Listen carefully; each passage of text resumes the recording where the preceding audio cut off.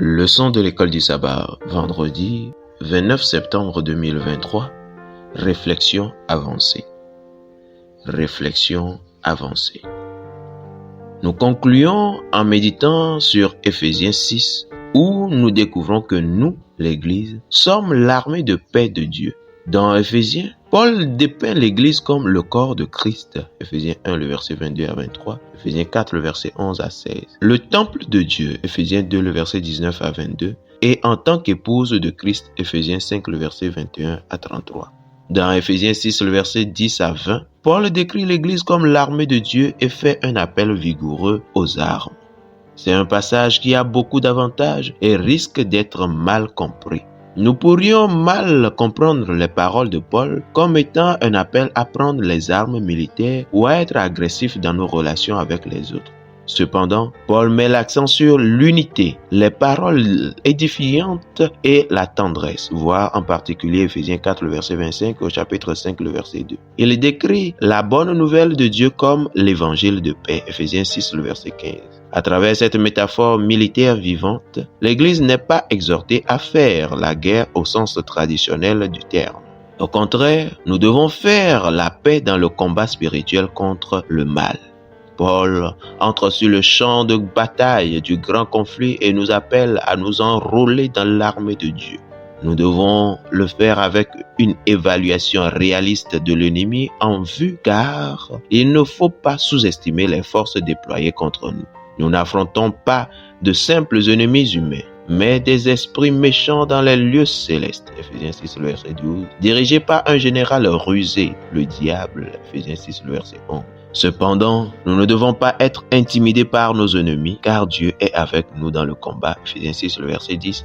Et nous fournit le meilleur des armes, sa propre armure, toutes les armes de Dieu. Ephésiens 6, le verset 11, comparé à Ésaïe chapitre 59, le verset 15 à 17. Il met à notre disposition la vérité, la justice, la paix, la foi, le salut et l'esprit. Ephésiens 6, verset 13 à 17. Avec Dieu allant au-devant de nous et le fait que nous soyons équipés de la tête aux pieds de l'armure qu'il fournit, la victoire est assurée. Discussion.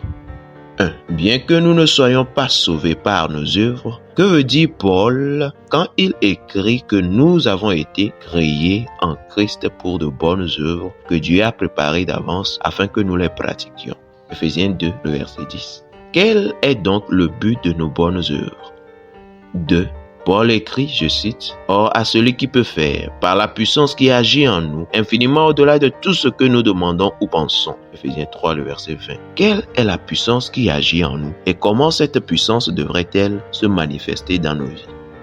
Fidèles auditeurs et internautes, que Dieu vous bénisse et qu'il vous garde alors que vous êtes laissés guider par le Saint-Esprit pour parcourir l'épître aux Éphésiens de façon méditative semaine après semaine durant ce trimestre. Alors que nous avons appris à vivre l'unité là où l'hostilité serait attendue, nous avons l'occasion maintenant de montrer les caractéristiques de la nouvelle société de Dieu et du royaume à venir.